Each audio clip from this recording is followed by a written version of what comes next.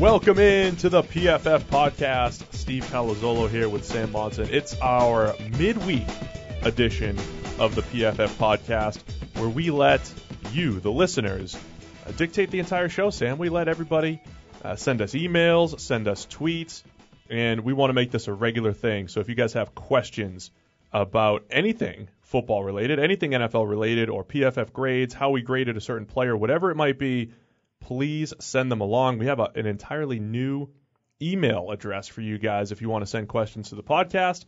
It's over at podcasts@profootballfocus.com, and we'll ask for questions on Twitter. We have some good ones today, Sam. You ready to dive into it? Yeah, not just questions, but send us anything that's on your mind. We now have a mailbag email address. Let's make good use of it. If we get you're not limited to 140 characters with this thing. Or even questions.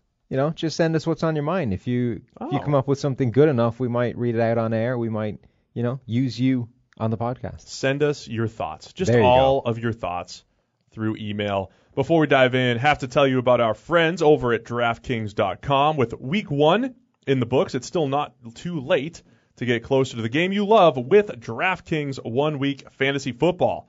This Sunday, DraftKings is hosting a $100,000 Pick'em contest that is free to enter. Pick'em is the newest way to play 1-week fantasy football, and drafting your team is faster than ever. DraftKings has organized players into 8 tiers, so all you have to do is select one player from each tier.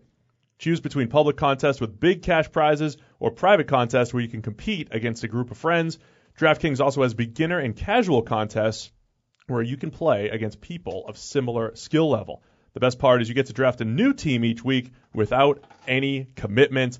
So get to DraftKings.com now and use the promo code PFF to play in DraftKings' free contest with $100,000 in prizes this Sunday. That's promo code PFF to compete for your share of $100,000 in total prizes. The contest is totally free to enter, so why not give it a shot? Have you seen all the people posting in the PFF Elite Facebook group of all the money they've won on DraftKings? We've got people that have won $20,000 already, week 1 in DraftKings. It is insane. You're giving a little insight. Optimizers. You're giving a little insight into our secret society over on the PFF Facebook chat. Can be yours. Can be yours too. $200 PFF Elite value. I guess if you're bringing home $20,000 with the information from PFF Elite, I feel like that pays for itself. Well, look, the $20,000 is one thing, but there was a guy who'd won, $450 or something and was saying, first return on investment already. So, $200 into $450 in week 1 is doing pretty well, let alone the $20,000 that some guy took home. I like to keep my winnings to myself. Well, yeah, I went this weekend now, and I have a stack of DraftKings teams, so I expect to win $20,000 this weekend too. I can't wait to hear all about it in the PFF Facebook Elite group. Yeah, guys, don't forget about Elite and Edge, both of the PFF products. Edge, a $40 product, and Elite, the $200 product with our secret society over on Facebook. You guys can get involved in. Guaranteed to make you $20,000. Maybe not guaranteed. Guaranteed. Now you're sending guarantee. Cut that. Cut those guarantees, Sam. All right, you want to dive in? You ready to get into these? We had some great questions. Twitter, you guys did a really nice job sending us some stuff on Twitter.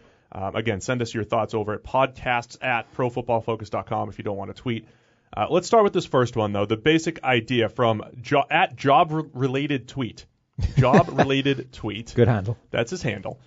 Can a player have a bad play outcome but a positive play grade? Now, his example was about a cornerback in great coverage, but Julio Jones makes a circus catch over him. That might not be the prime example where we're going to throw a positive at a guy on a failed play, but I do think there are many examples in our system. The most obvious one for me is a quarterback. I mean, we give quarterback positive grades on incompletions all the time if it's a well-thrown ball, well-thrown timed pass, it gets dropped, hits a guy's hand and then gets knocked away. I think the quarterback, to me, is probably the most obvious one where we give positives for a play that's ultimately a negative for the offense. Yeah, I mean, the theory is right in PFF's wheelhouse. It's exactly what we always talk about. It's grade what happened, not necessarily the outcome of what happened, because it's football, it's weird bounces, it's strange things happen, freaky things distort what should have happened with what ends up happening. But I just want to kind of explore the actual example he gave a little bit. He said, the example of a cornerback in great coverage, but Julio Jones makes a circus catch over him for a 50-yard touchdown.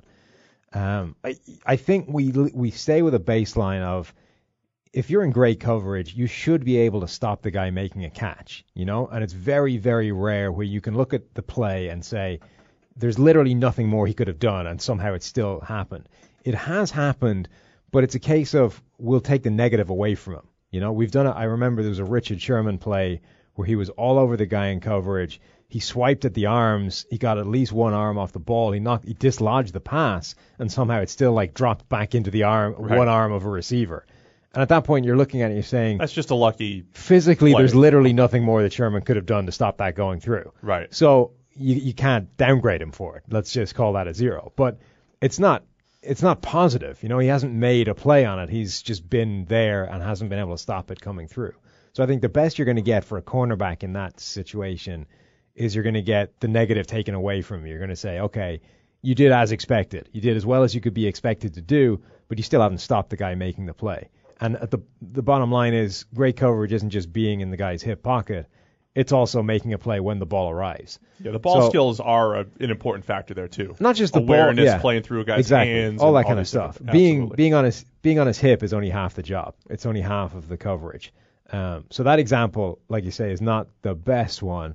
But everything else, there's just so many of them. You know, pressures where you can beat your tackle immediately off the line of scrimmage, bear down on the quarterback, drill him into the turf. But if he gets the ball away a split second before you get there, it can be a touchdown.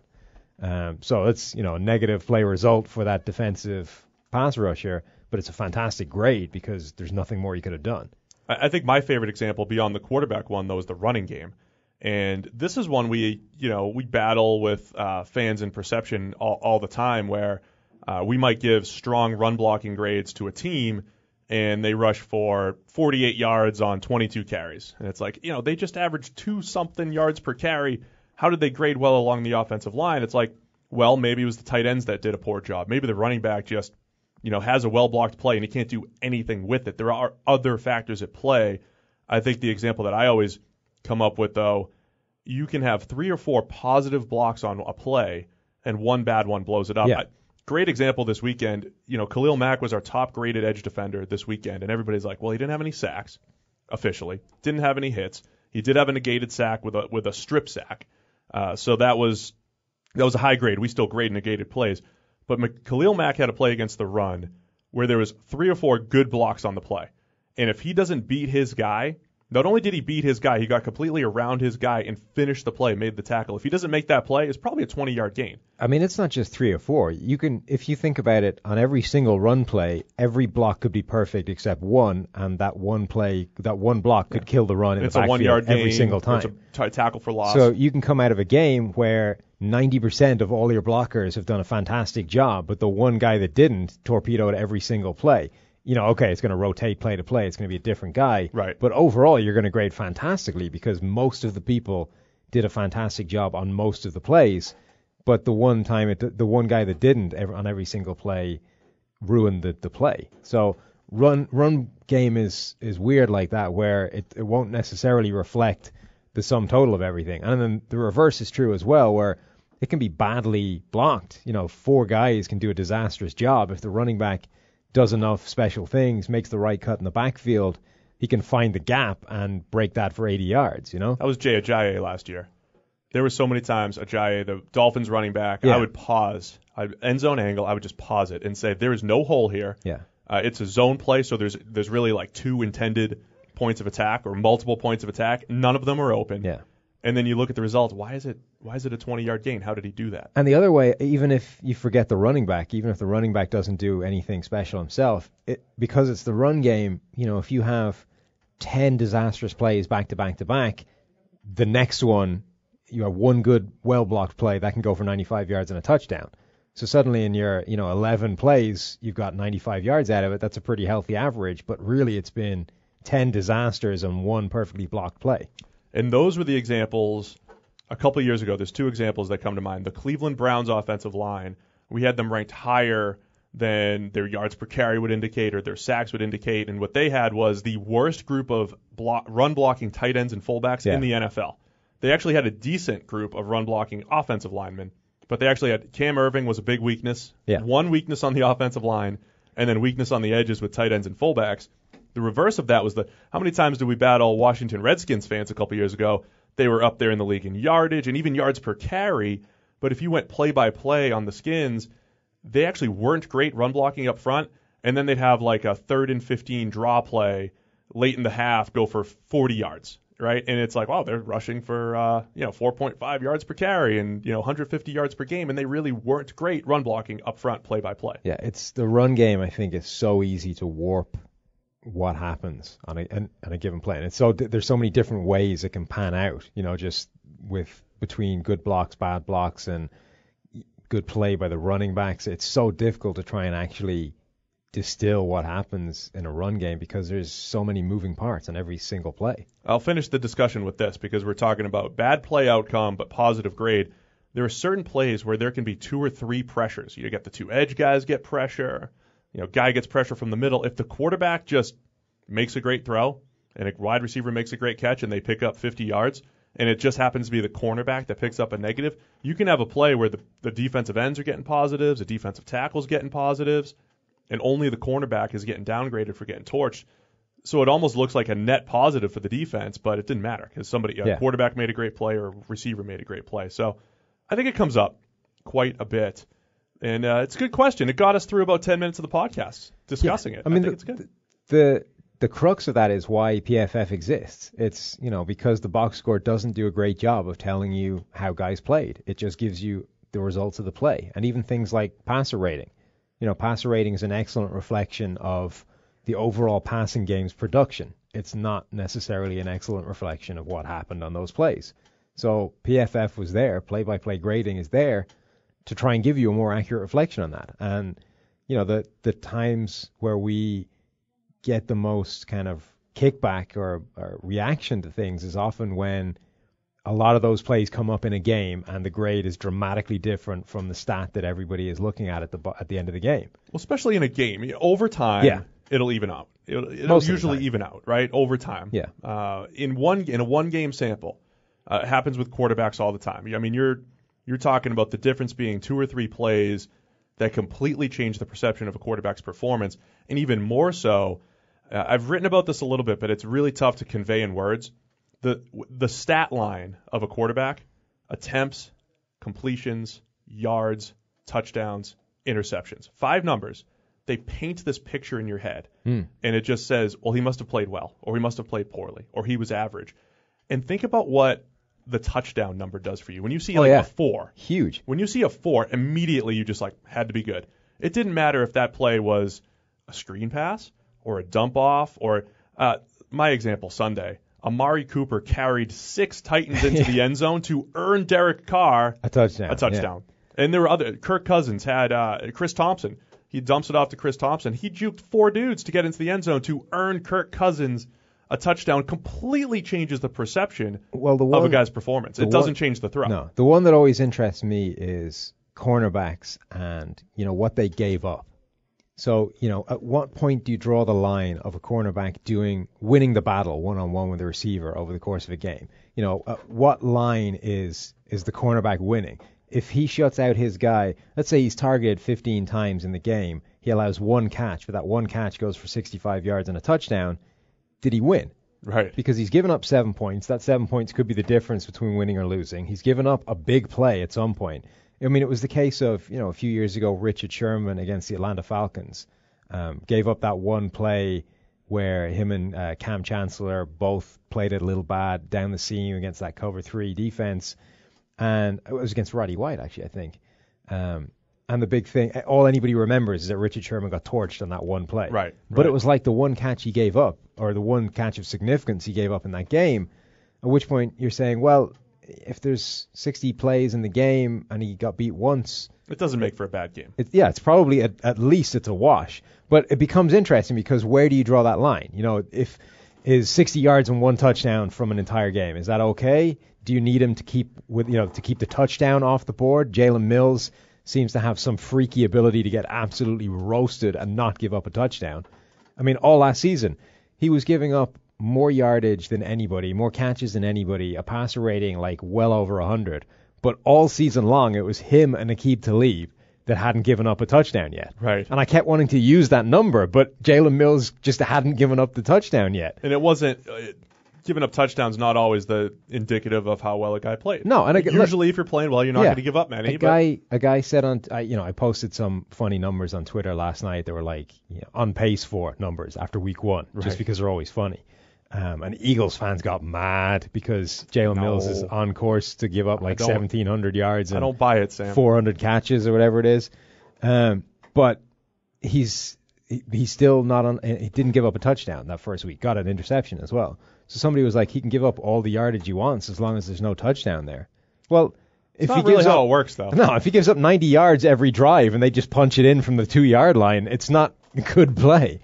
That's not really how it works. And that's what I mean. So the perception of touchdowns, and this happens in fantasy all the time. Well, this running back had a great game. All he did was run through a wide open hole for 1 yard to get a touchdown. And that touchdown, while it's a good goal to have to score touchdowns, it doesn't necessarily mean that it was a difficult play to achieve. And our thing is we're trying to say, how well did a guy play the game of football? But it is a really interesting point because obviously touchdowns are like the single biggest statistic you could have. I mean, they're points. The game is decided literally with points. So, breaking news: football is decided by points, and touchdowns are valuable. I know you guys are here for the in-depth analysis and the cutting-edge statistics. If you're not subscribed yet, click that subscribe button. Points are important. That's it. But I've had discussions. I'm going to name drop right now. Are you ready? Name drop it. Do it. I have had discussions with Richard Sherman about how important touchdowns are. Sure. Because his thing is always, if I didn't allow a touchdown, it's good. They didn't score on me all game. I was, targeted, did not allow this guy into the end zone. And his thing is, guys that allow touchdowns, you get a cornerback that allows 7-8 touchdowns over a season, there's no way that guy should have a good grade because there's 7 plays out there where he's allowed 6 points to come on the board. That could be 7 defeats based off the back of this guy. And it is a kind of valid argument. It's a case, those can be absolutely critical major game deciding plays, but at the same time it could also just be a 2-yard slant route that he did as well as he could have done, and it's in the end zone. Or you just gave up 50 yards to put the team to the 2 and they just happen to run it in. Yeah, exactly. Instead. I mean, we could discuss this left and right all day. I'm glad you got your name drop in. You and Richard Sherman are pen pal buddies. I get it. Let's move on to our next question. We had another Twitter question. This is from what does this say? Demo and Lock? Demo and Lock. At Demo and Lock. When you guys, I like to capitalize the first letter of each word. So you need to. Otherwise, how do you know when one word ends and the next begins? I don't know if that's frowned upon with hashtags. There's a lot. My wife's a serial hashtagger, and she doesn't capitalize anything. It takes 10 minutes to figure out what she's saying. You've got to hashtag the capitals. I'm a big fan. So when I hashtag big time throw, and guys use that big time throw hashtag when you guys see a great throw. Oh God. Whether it's high school, pee-wee, NFL, college. When I hashtag big time throw, I capitalize the B, the T, and the T. It's a BTT. By the way, if you do want to send us some email, and the best thing we could possibly get from any of you is a better name than the big time throw or turnover worthy throws or anything Steve has named, really. If you can come up with a better I don't name want spam. I don't need spam. In. No, it's a great name. The big time throw is an outstanding name. It's the PFF's highest graded throws, +1 or better, and they're meaningful. All right. Demo and Lock, capitalize your name so it's easier to read. Did Miles Jack's performance look like an aberration or a sign of things to come? You and I just sat down and flew through Miles Jack's performance a little bit. What'd you think of Jack's first real extended action as a starting middle linebacker for the Jaguars? Yeah, I think there was some good stuff in there. I'm on record multiple times saying Miles Jack, the best thing he ever did was play running back. So Miles Jack, the linebacker, the defensive player, is obviously just a poor comparison for the offensive player that we're not going to get to see in the NFL. You're never going to give him his trust due because you just want to see him with the ball in his hands. But he looked pretty good. He made some plays. It's difficult to say whether it was an aberration because I think I don't want to toss the rookie season out, but, injuries and all that kind of stuff. I don't think we've seen the real Miles Jack yet. So I don't think any week 1 performance is going to be an aberration. I think it's probably a pretty good sign of what we're going to see from him, which is, we saw some athleticism. We saw some, there were a couple of plays in there where he read it quickly, launched himself in there, comes up and hits things quickly. He's not a good athlete for sure. When he's coming at a guy, he's not slowing down. He's not breaking down to, hesitate and make that play. He's coming in and he's going to try and make that stop. I think sometimes it's probably going to result in some missed tackles. There were a couple of shoestring grabs in there where he just about got a guy to the ground. I'd say we're going to see a few of those where he doesn't quite get it done and somebody scampers by him for 20 yards. But so far, so good. Encouraging. Only one missed tackle on 37 attempts. Yeah. 36 attempts in his 2 years in the NFL. Did not miss a tackle this weekend. I thought he was a little hesitant. And as a linebacker, you got to take your read steps and you got to see the play. I thought there were a couple plays where he's a little bit slow to diagnose. There was definitely one busted run gap that he had, which was bad. He just didn't get to the right gap, led to a pretty decent gain. Had an interception negated. And again, I think this is a little bit of, the beauty of what we do is we're still going to give him proper credit for it. He made a really nice play on Deshaun Watson for an interception. He was unable to juke Deshaun Watson. His blocker let him down. His blocker let him down in the open field, but I'm expecting Myles Jack to juke Deshaun Watson in the open field. Deshaun Watson's an athletic quarterback. The man just spent last season embarrassing Alabama in the national title game. Give the man some credit. I don't care. You just told me that he's a better running back than he is linebacker. Well, that's true. If you're in the open field, I don't care who the quarterback is. You better. I'm just saying he had one guy, he had a blocker out in front of him. He pointed to where he wanted the blocker to go, and Dante Fowler still managed to mess it up and allow a clean shot through on the guy that would have scored. So overall, a good performance for Myles Jack. When you look at he's only played 318 career snaps, and the very early returns over the last 2 years, a positive grade in coverage, really solid coverage grade, and some issues in the run game. And honestly, that's what he was at UCLA. He started to turn the run game around a little bit his last season before he got hurt, but that's what I really want to see from Myles Jack is how consistent he can be in the run game. Also very intrigued by he's playing nickel next to Telvin Smith. And it's just Telvin Smith's a guy that I think is a better athlete than actual player at this point. I think he gets a lot of credit for being a very good athlete. He makes a lot of bad plays. I think at the moment Myles Jack is as well. And Myles Jack might be too, but I have more faith in him becoming the better player than athlete than I do Telvin Smith. Definitely a fascinating group of two linebackers in the nickel, bringing some athleticism to the Jaguars defense. We had another question about a linebacker, and this was from NYG Brothers. And this guy, he capitalized brothers. There you go. So New York Giant Brothers. It was easy to read. Yeah. B.J. Goodson grade played like a crazed animal against the Cowboys on Sunday night. Good description. And it was good. He actually graded right near or right next to Myles Jack in our grading. B.J. Goodson was number 7 overall, 84.6 in our 0 to 100 grades that you can find as part of PFF Edge. Myles Jack was number 8 at 84.3. So really nice start for Goodson. He made some really nice plays in the run game. He was flying around the field making some plays. It was nice seeing the Giants with good linebacker play. Yeah, I mean, I don't like the tackle statistic as a general thing. I think a lot of people don't even know that it's not an official statistic. Like the NFL doesn't stand behind its own tackle numbers because they're so ridiculous. They're done by individual team scorers who all have slightly different methodologies, and some of whom clearly just default to the guy that they know.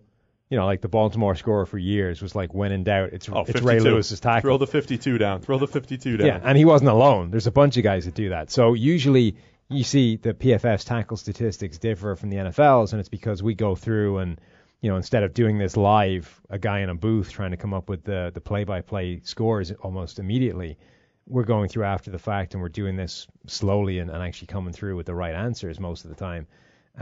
So our tackle statistics will differ from the NFL's, but Goodson ended up with 16 tackles by our count and 2 assists. That's an insane number for our numbers, which are usually lower than the NFL's official count. 16 is nuts. It is a huge number, and I think it's funny. I think I've seen fantasy guys that do the IDP leagues, individual defensive players. They study what the scorers do at all 32 teams. I think it's the Bills that are just egregiously favorable for their players. So it's like get Bills players, get teams that are going to play against the Bills and all that stuff. If you guys play IDP, you guys might know a little bit more. But that's why the NFL's tackle stats certainly not good. But 16 for PFF is definitely really good.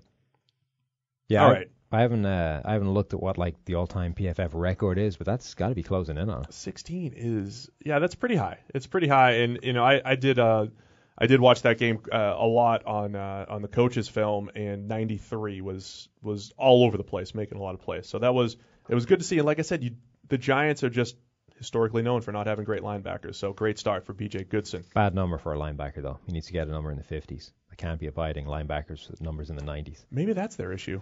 Yeah. With the Giants. I'm telling you, you mess with the number, the way things are supposed to be, the order, and it just screws things up. All right, we have a question about the Browns defense. I think it's a question. P. Myers Golf. He says, how did the Browns defense do holding the Steelers to their high-powered offense to 2 scores enabled by a PI? Seems like it was top-notch. What are your thoughts on the Browns defense, what they did against the Steelers? Yeah, that Browns defense looks interesting. Jabril Peppers, I thought, had an okay game. He missed, or I don't even know if he missed the tackle. He just overshot on a deep completion to Antonio Brown where he could have done better. But he looks like a decent deep-lying free safety, which is ridiculous given that was the one thing nobody had him as coming out. Right. They just had this weird game plan. I was saying, you spent the entire offseason knowing that game 1 is against the Pittsburgh Steelers and Antonio Brown, and the best plan you've come up with is to basically put Jamar Taylor one-on-one with him all game. I mean, it seems not great. It seems like you could have come up with a better plan than that. So Antonio Brown went off, had a typical Antonio Brown game, including catching a ball that was pretty heavily deflected by the linebacker and had, I don't even know how it got to him, let alone, and he just caught it like it was nothing, kept going. It was a huge play. 51. I went for 50 plus, I believe, right? Yeah. Joe Schobert, I think, had a pretty good game.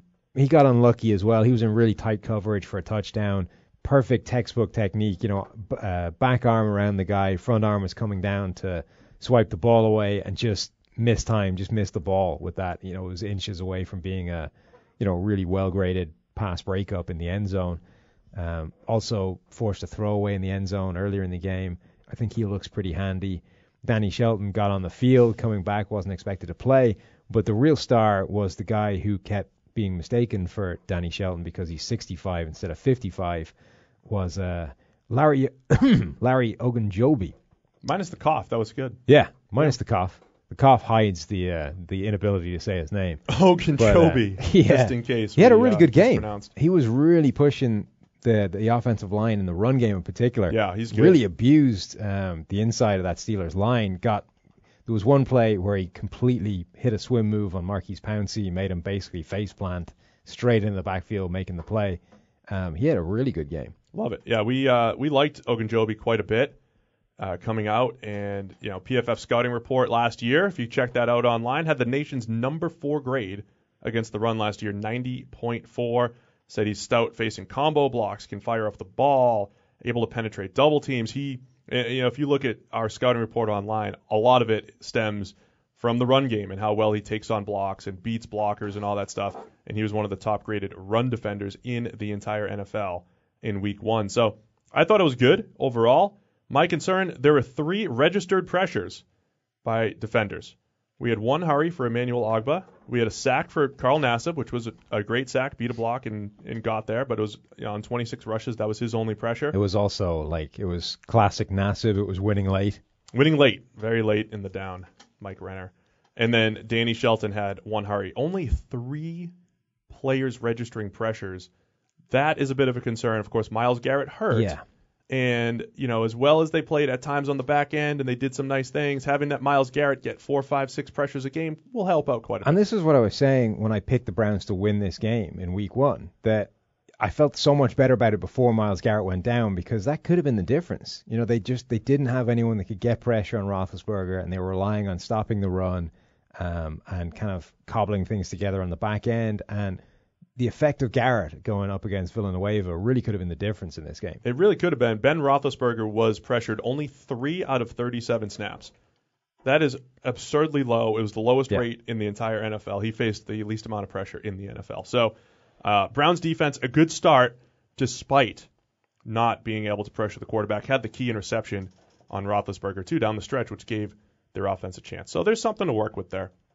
We had multiple questions on the New England defense. I think we can cover those together. Somebody asked how unique, what makes them unique? What makes New England a unique defense week in, week out? We do hear this all the time when it comes to Bill Belichick and their game plan oriented and all that fun stuff. So what makes them unique? Also a question, how often do they play your true cover 2 or Tampa 2? Do you have our cover 2 numbers for us, Sam? Yeah, 21% between week 1 this season and 2016. So all of last season plus week 1 this season, they ran cover 2 21%, cover 1, man coverage, essentially man free, was their highest percent. It was their highest coverage concept, 34%, and then cover 3 was their third at 16%, and then a bunch of other things at 8, 5, 4, 4, 4, 4, 4, blah blah blah. So that was KX at KXPWC. No, PWD. At KXPWD, thank you for your question about the what's wrong with the Patriots defense. And then Houday Stripes at FumbleSia 32 asked about the defensive scheme and what makes them unique from the rest of the league. Here's what I think is unique about them. You mentioned man-free or cover 1. When we're charting these things, we just throw them into these very broad buckets. And the cover 1 bucket for us is they're covering man. It's generally a single high free safety, and then there's a free player for the most part. The difference, I think, with New England is what they do with those free players. They will lean their safeties quite a bit. So you'll see a lot of times where they say, okay, and this is what they would do last year quite a bit. Malcolm Butler, you will lock down one side. You will take a receiver and cover him with no safety help. And then they'll take a Devin McCourty or a Deron Harmon, their safety, and give specific help to maybe one cornerback on the other side. Last year, it was quite often Logan Ryan. So Logan Ryan, now with the Tennessee Titans, would often take, say, a Demaryius Thomas. He would take this bigger, more difficult receiver.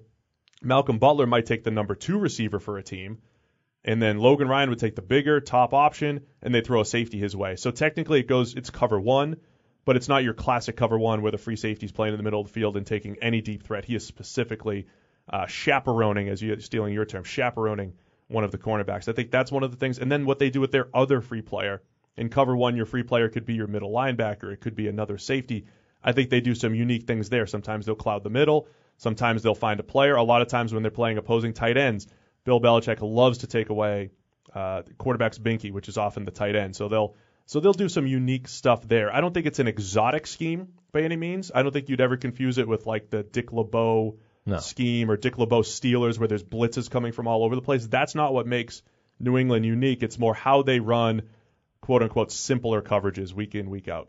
Yeah, and that's just on the coverage side of things. I think the one constant in that defense is that they're very structured up front when it comes to the pass rush. You're not going to see these guys selling out to do crazy things and leave giant gaps in the alignment that can be exploited by a run or a draw or a quarterback just escaping the pocket. They're really disciplined when it comes to rushing the passer, and it's why they don't generate a huge amount of pressure, because they're willing to sacrifice, those 10 pressures a season that these guys get because they can go 100% around the edge for having a bit more structure and not allowing these guys break the pocket or them to be exposed by the holes they leave.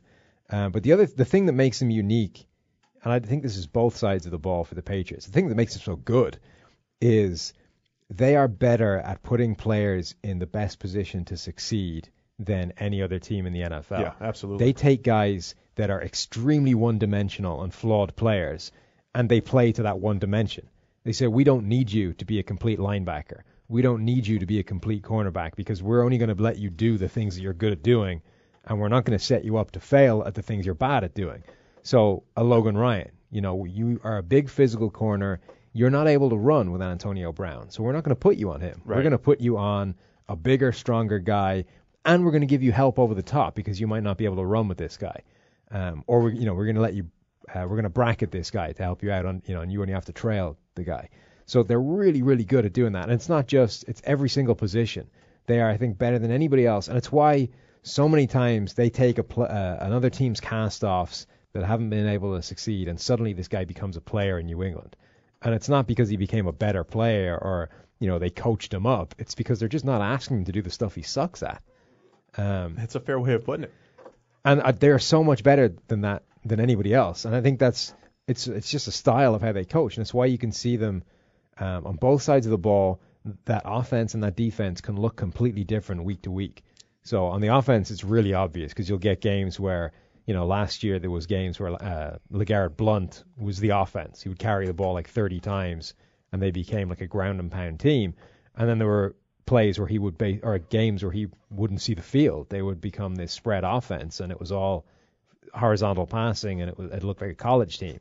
And the same thing's true on defense. You'll get games where it's a lot of two-gapping stuff. It's all stopping the run. It's a lot of conservative stuff, and then you get games where it's a lot more aggressive and there's a lot more attacking play, and it's just game plan to game plan attached to the fact that they really set up players individually to only do what they're capable of doing. Yeah, you really don't know what you're going to get. It sounds simple, but it's like nobody else does it. Well, most teams, you got to understand football players too.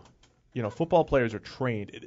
Think about how important reps are as a football player. So when you rep as a football player, you do the same thing in training camp, and then you do the same thing during the game week, and then you do it for 20 weeks of the season. New England might say, look, this is what you did last week.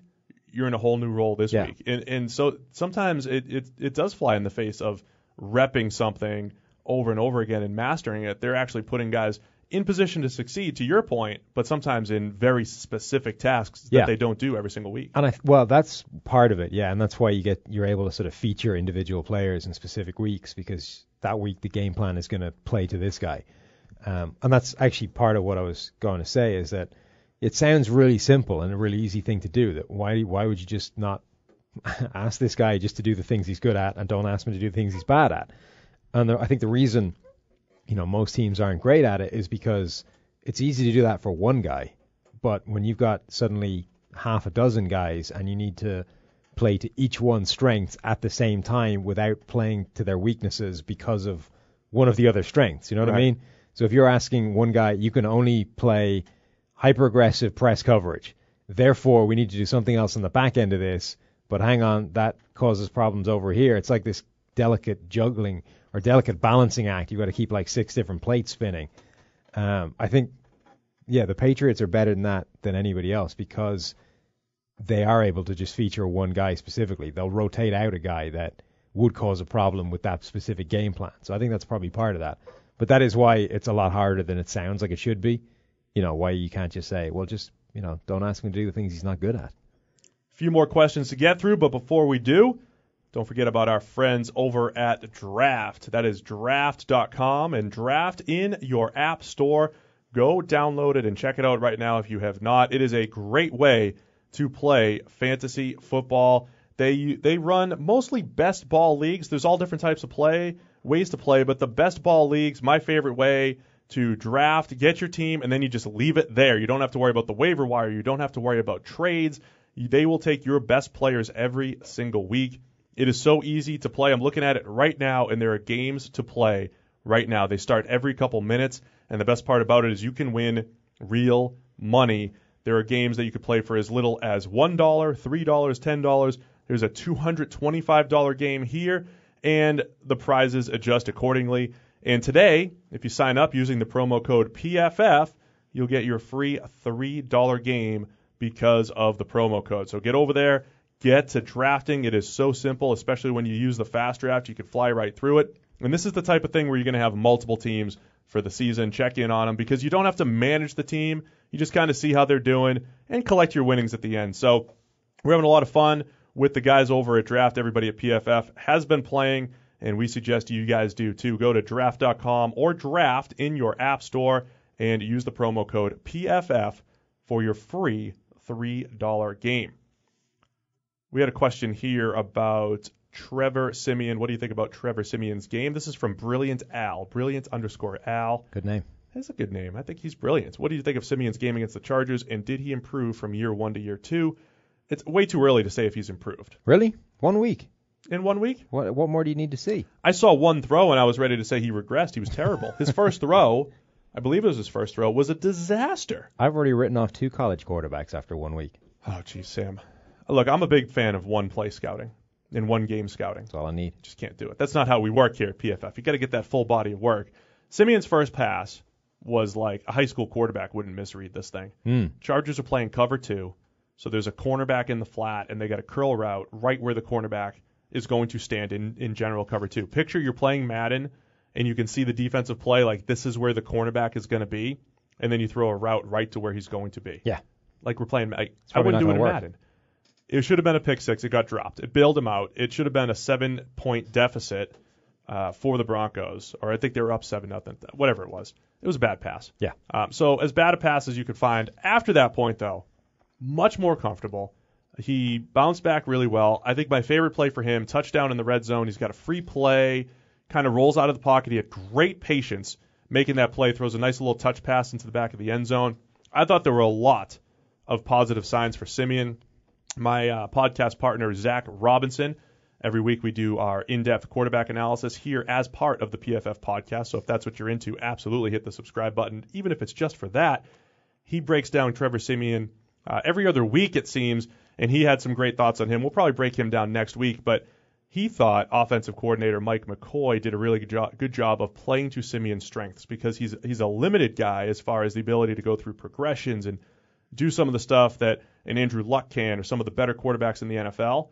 But he throws the ball really well outside the numbers. He throws the ball to his left well. He does these very specific things very well, and it seemed like Mike McCoy did a nice job of adjusting to that. So minus what should have been a pick six, Simeon did a really nice job. He was our number 10 graded quarterback in week 1. Yeah, and even with the should have been pick six, it was dramatically better than his, career baseline up until this point. So, so far, week 1, it is improved from the year ago. Much improved. Obviously, that's all we need to see. All right, much improved since last year. Yeah. He's improved. Done. If you guys are into some more of our quarterback numbers, of course, PFF Edge and Elite has all of them, but we also give a lot for free. ProFootballFocus.com. We're going to have a little breakdown every single week with in-depth quarterback stats that you cannot find anywhere else. It's up on the site right now. All NFL quarterbacks, not only ranked by how well they played this past week, but you can get their intermediate passer rating. You can get big-time throw percentage, guys, turnover-worthy play percentage. There's some great stuff out there. Check it out at ProFootballFocus.com. A couple more questions specifically for you, Sam, from at the Stats Life. Let's start with this one. Is Eli Manning done? Yeah. The end. Do you care to expound upon that? No. Eli Manning's done, and awkward silence here on the podcast. We were expecting at least a couple minutes from that one, Sam. No, we've done the Eli Manning thing. We've flogged it to death. He looked old and bad. He just is. Without OJ. So we mentioned it the other day, right? That was the same game as he played last year, except you'd get Odell Beckham didn't break tackles and go for 100 yards. OBJ breaking a 60-yard touchdown to save him. All right, here's another question for you. Before I think you have a final question? Yeah. Okay. One more question for Sam from the Stats Life. What grinds Sam's gears? Oh, a lot of things. Now we've America. I've been keeping you up. Yeah, exactly. I've been keeping you up to date over WhatsApp or text of all the things that have been pissing me off over the last month and a half since I've come over here. Don't come over here and trash my country, Sam. There are many, and they are varied. One, I am still waiting on a Social Security number, which was supposed to take 4 weeks, like a month and a half ago. Maybe you get still don't have it. Maybe be born in the right country next time. It's been okayed, right? It's going to take them 3 days to generate a number. Like, now I have a 4-year-old daughter, and she could generate a number with a crayon and a bit of paper in, 5 minutes? She's pretty sharp. Yeah. So it's going to take 3 days just to generate the number, which strikes me as excessive. It's then going to take another 3 days for them to mail it to me. A day to find an envelope, another day to find a stamp, and then the day to actually get it over here. So, Social Security number, big pain in the ass. There's a bunch of stuff. There's so many things. I'm going to keep a detailed list and get back to you when I've got more things. But all right, for the moment, the Social Security number. A couple Wednesdays from now, Wednesday, Thursdays, when this pod's going to drop. We'll just keep adding to it. We'll just have the whole list. I'll come in with the full, 2 or 3 sheets of things, and we'll just rattle through them. Is that all we have for questions here? I think that's. You missed the Cam Robinson one.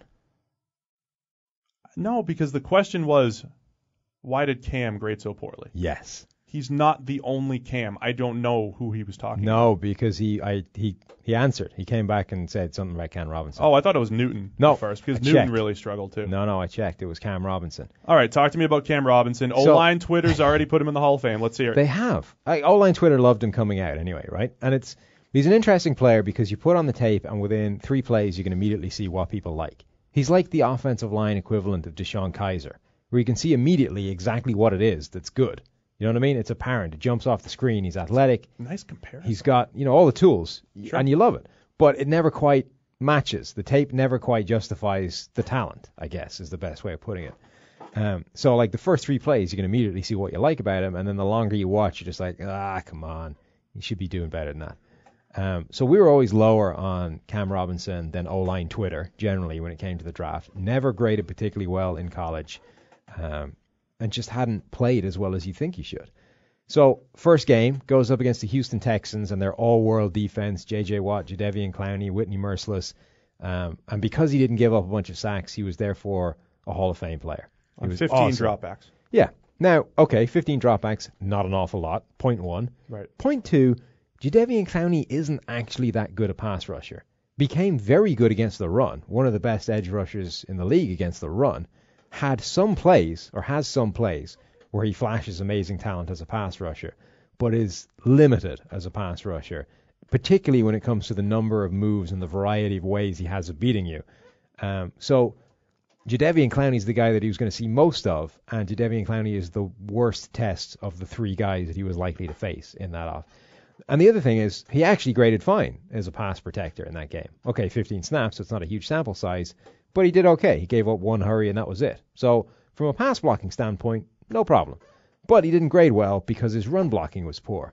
And so I went back through his negative grades the other day to find out exactly what it was. Offensive line Twitter is giving me crap, so I decided to look if they were right and even if they were right, it's 1 game. So, let's not crown the guy just yet.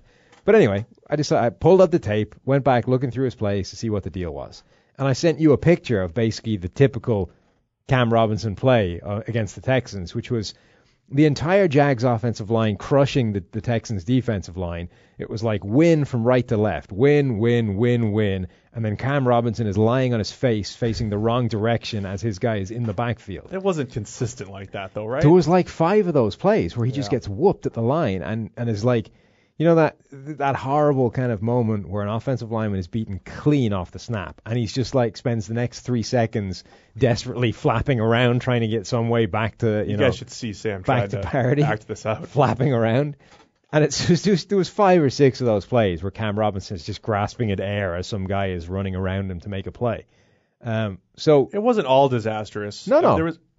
So here's what I'll say too, because I've seen videos online and stuff like that. The phrase that comes to mind for me is you can only see what you're looking to see.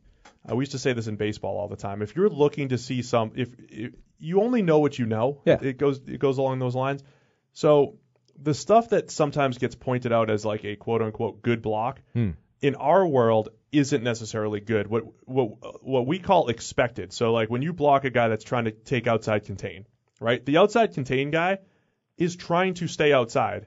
And if you're trying to block him outside, it's essentially a stalemate a lot of the time, and that's like expected. And a lot of times I see that as like, oh, look at this great block, and it's like, no, that's a standard expected block. I think the big thing is there's so much like given to just looking nasty for offensive linemen. If you like Garrett Bowles, offensive line Twitter loves Garrett Bowles because Garrett Bowles wants to fight you every single play. Right. And there's a bunch of plays where no matter what the ending is, he's going to be like grinding somebody on the floor. And that doesn't help the play. Exactly. So there's a bunch of plays. Renner took an untold amount of crap for saying that finishing for the offensive line was overrated. But that's why. It's because all we see is videos exactly. of guys hitting them like after the play when the run's already passed. As much as they didn't like it, it's true. There's a bunch of plays where the block is already made, the running back is through the hole, at which point, by definition, what you do from that point on makes no difference to what's happening.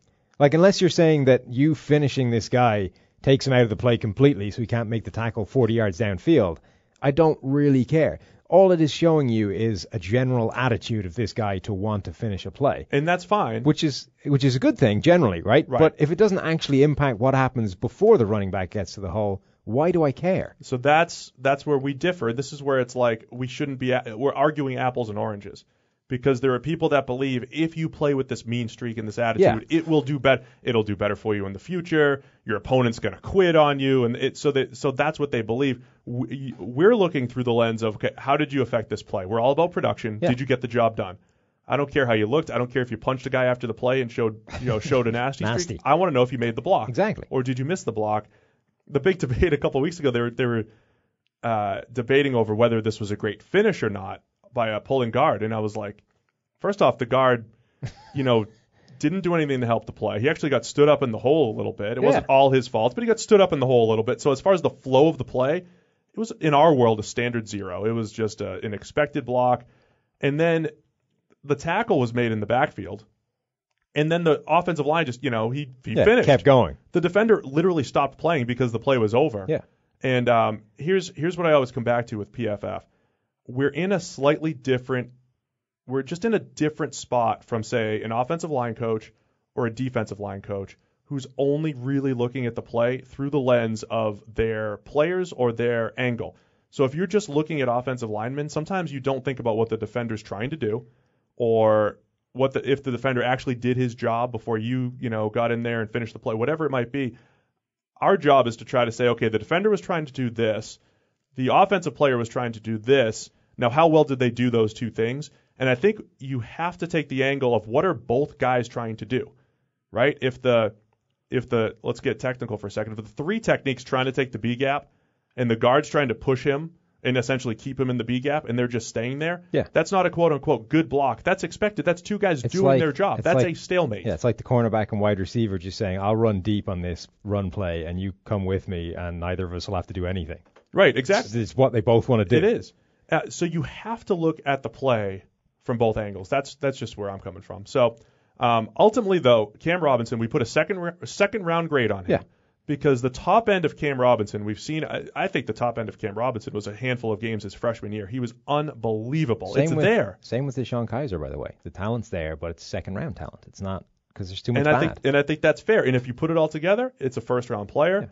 Yeah. I would not say after 1 week Cam Robinson put it all together. No, 1 week it's nothing either way. But all I'm saying is, if you take out the bad stuff from there, he's good.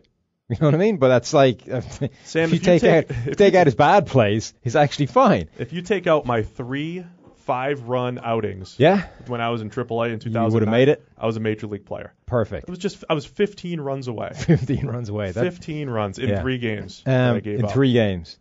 Yeah, that just seems ignore like a those lot. 3. All I'm saying is, the whited Cam Robinson great bad thing, just turn on the run plays. Just turn on the run plays. There's enough of them there that even if you go through and watch every run game, there's enough bad ones, and there weren't any great ones out there. This is what kind of annoys me about this stuff, right? You need to overlook a lot of stuff, and it's stuff that isn't easy. It's not difficult to see. You know what I mean? So if you come out of that game and you're like, well, Cam Robinson was awesome, there's a deliberate level of just not looking at what happened. But here's able to say that. Here's the thing too that we're doing a little bit differently from everyone else. There were 41 run plays there. And by the way, the official stats on the pass blocks, I said 15 dropbacks. He gave up 1 hurry on 23 pass blocking attempts. That's good. That is good. It's a good start. It's fine. But 41 running plays, if he had, say, 5, 6, 7 negatives in there, in the grand scheme, that might not seem like a lot. But it's all about comparing that to what other tackles are doing. And that's where our grades come in. Everything we do is compared to a baseline of the NFL. So if I went in blindly, and even though he was negatively graded and it was only a handful of plays, I could easily say, well, he won. He did pretty well on 85% of plays, 90% of plays. But it sounds good, but it might not be. Yeah. Is that all we have for questions now, or you want to drop one in here? Well, we've got my final question that I thought was fun. It came about because today I was on the periphery of an argument on Twitter between a couple of people, Arif Hassan and some other person that I don't know who he is. You're usually in the trenches. Oh yeah, and I thought about it. I dabbled. I dipped my toes in the water and then I backed off. I thought, no, not today, Satan. So I let them duke it out. But the argument was about whether Antoine Winfield or Rondé Barber was the better player, because I think Rondé Barber is one of these guys that's first up for the Hall of Fame this year. Sure. So he's in the thing, and a lot of people are like, well, yeah, Antoine Winfield's a better player. But Barber has that thing where he's got the only cornerback ever with 25 sacks and 40 interceptions or whatever it is, which to some people makes him first ballot Hall of Famer. To other people, it just means he was doing blitzing more than most corners did. You just lumped a 10,000 or so whatever snap career to 65 plays. Pretty much. So that came out, and what it rose in my mind is, can you think of a historical NFL player that transported into today's NFL, into 2017 NFL, because of the schematic changes in the league and the way the landscape is now, would be a better player because of the way the game is played now? And the reason I was thinking about that is I think Antoine Winfield now, in fact, both those guys now, because of the way the league is, nickel 65% of the time, the value of those guys, I mean, they would be Chris Harris plus. You know what I mean? Chris Harris is legitimately seen as one of the better cornerbacks in the league now. Tyrann Mathieu. Yeah, and Tyrann Mathieu, defensive player of the year kind of guy. That's what you're talking about with these two guys. Did you come up with any others, or was it just...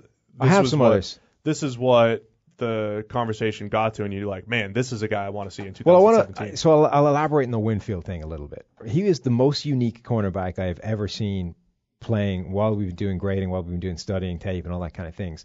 There were legitimate chunks of a playbook that you could not run to Winfield's side of the field. You couldn't run screens to his side of the field because he would just destroy linemen.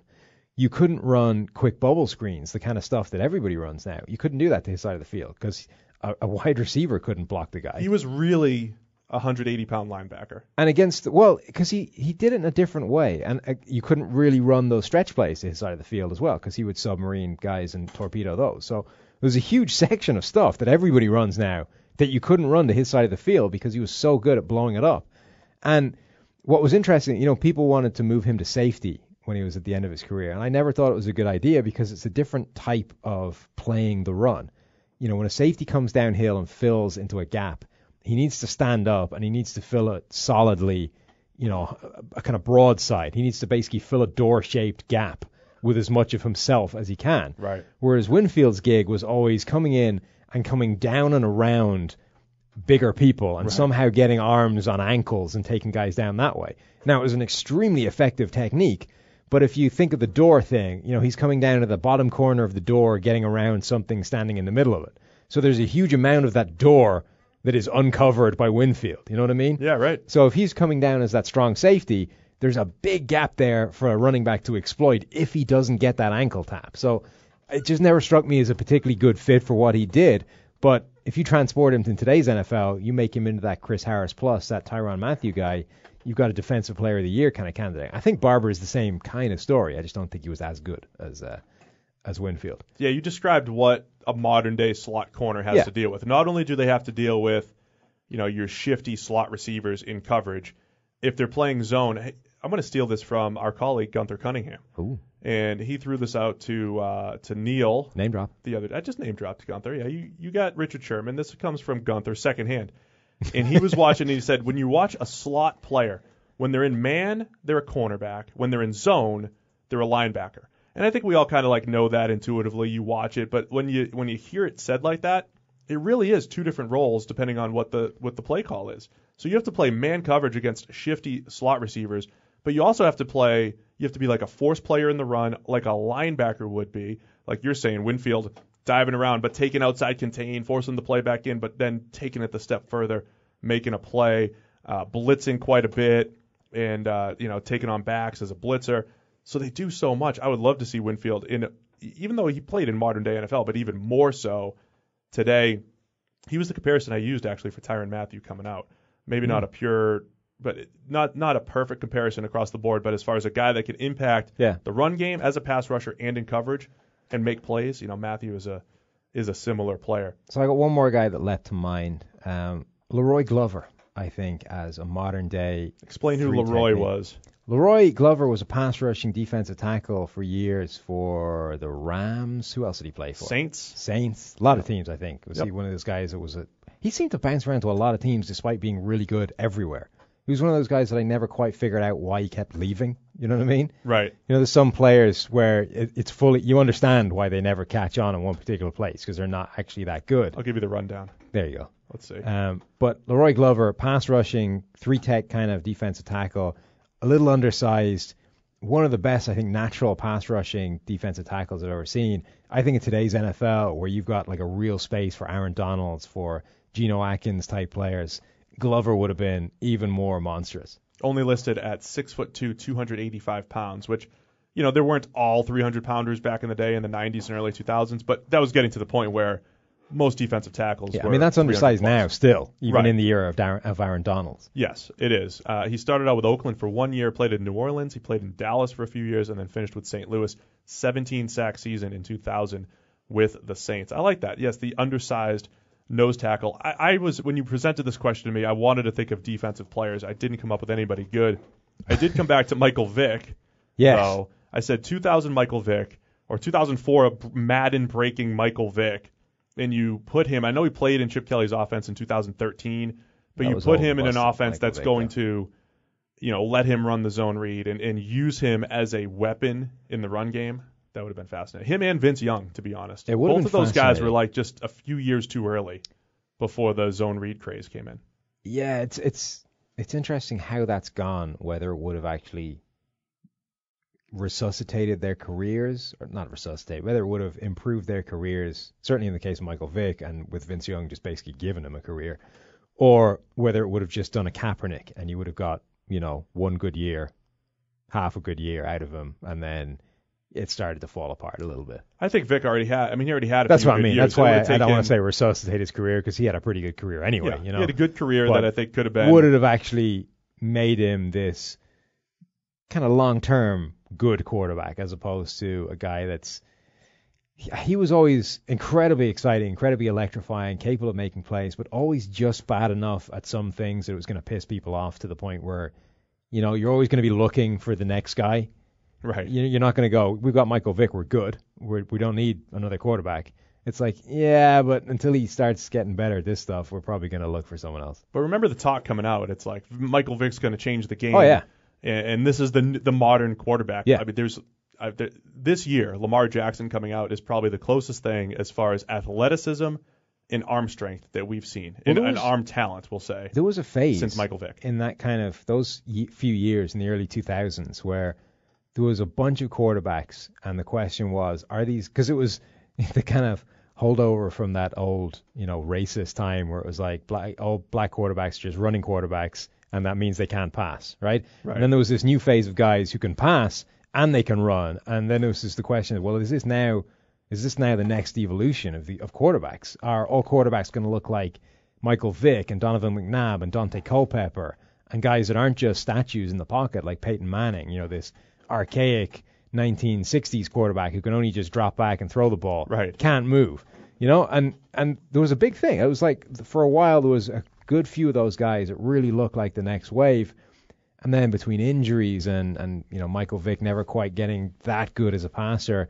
they all none of them became the Hall of Famer. None of them had the Peyton Manning career that would have, I think, probably perpetuated that a little bit longer and kind of let it run. So now we're still like, well, actually, no, the future of the quarterback position is still dial it back a little bit. You still have to win from the pocket, and when Vick comes out and he has great athleticism, and Tebow comes out and he's a great runner, and it's like, well, we'll just teach them accuracy. We'll just teach them timing in the passing game, and it's like, those are not the easy things to teach. But if you take skin color out of it, Aaron Rodgers is probably the next step of those guys that I just mentioned. He's that kind of athletic. Aaron Rodgers running on the move is ridiculously athletic, and he's got the passing from the pocket stuff, and he can pass on the move. Rodgers is probably just the next step from those guys that were supposed to be the next wave. It probably is true. It's just a white guy that happens to have done it. Oh, we got all sorts of racial at the end here. Yeah. Pretty good, Sam. Is that all we have for questions today? So I kind of like Michael Vick was the only guy you had? I brought up another one. You didn't love it. I said Peter Warwick. That's why I wanted you to tell. I think that's a terrible one. All right. Let the justify yourself, Steve. Let the fans tell you. No. Tell us. You got to justify it. Peter Warwick, ridiculous. First round pick of the Cincinnati Bengals. Bust. He's not a bust. The Bengals busted for picking him. Yeah. I blame the teams now. Listen, Peter Warwick was a dynamic college athlete. Yes. Showed levels of dynamic athleticism in the NFL. Did he? In a time when the base offense is still a 2 wide receiver offense. Yeah. And he still got to play a little bit in the slot. But if he was a pure slot receiver these days, he's an 80 to 90 catch guy. Is he creating after the catch? Absolutely. It's not like the time when he spent in the slot was like, oh, it was amazing. If we just ran more 3 wide receiver sets, we'd have an all-pro. There were times he had a 75 catch season or whatever. Who was throwing him the ball? Achilles Smith? It's like he looked like a bad player. He just didn't play enough in the slot for you to completely 100% write him off. 2003, 79 catches for 819 yards, 70 catches in 2001. Look, he averaged 10.9 yards per reception. That's perfect for the slot. I could do that. I can. Oh, you can live with that. I can't do that. No, you couldn't. I could do it unless you just took one step forward. He had 53 rushes for 360 yards in his career, 6.8 per pop. They Peter tried Warwick, to get creative with him, but Peter Warwick in today's NFL is Tavon Austin. No, he's a better receiver than Tavon Austin. Tavon Austin, college dynamo, NFL bust. I think your position was who would be better. Yes. Okay, I'll give you he might have been better, but he wouldn't have been good. I didn't come up with a good answer. If you guys have a better answer, hit us up at podcasts@profootballfocus.com or hit us up on Twitter at PFFSteve and at PFFSam. If you guys are enjoying the podcast, let us know. Leave us the old 5-star review on iTunes, and if you do that, you'll be in the running for a free PFF Elite subscription. That's worth $200. We'll pick one every single week. If you want to get in on the PFF Edge fun with our player grades, fantasy tools, some draft information, you can do that over at profootballfocus.com/DraftKings17 or profootballfocus.com/FanDuel17. Sign up at DraftKings or FanDuel. Make your first deposit. Use the promo code PFF, and you will get a free PFF Edge. Get Edge. Get Elite. The season has started. This is the stuff that you need. All good, Sam? Wrapping it up here from Cincy? Absolutely. All right, guys. Thanks a lot. We will talk to you next time. Sam and Mike, we're going to be live from Queen City Radio here in Cincinnati for a very special weekend preview. We hope you guys tune in for that. Hit the subscribe button. We'll talk to you guys come down next time.